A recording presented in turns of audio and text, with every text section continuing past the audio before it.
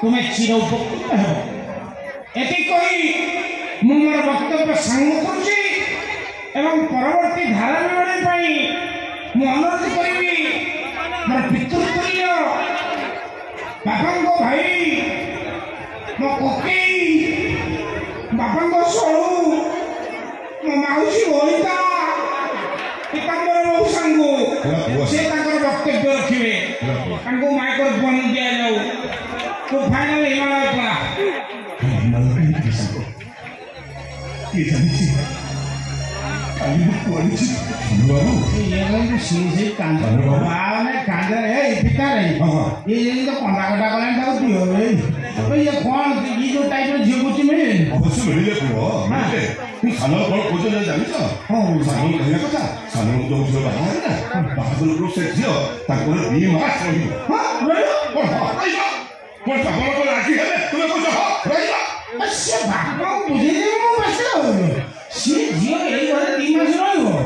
किंतु मैंने कहा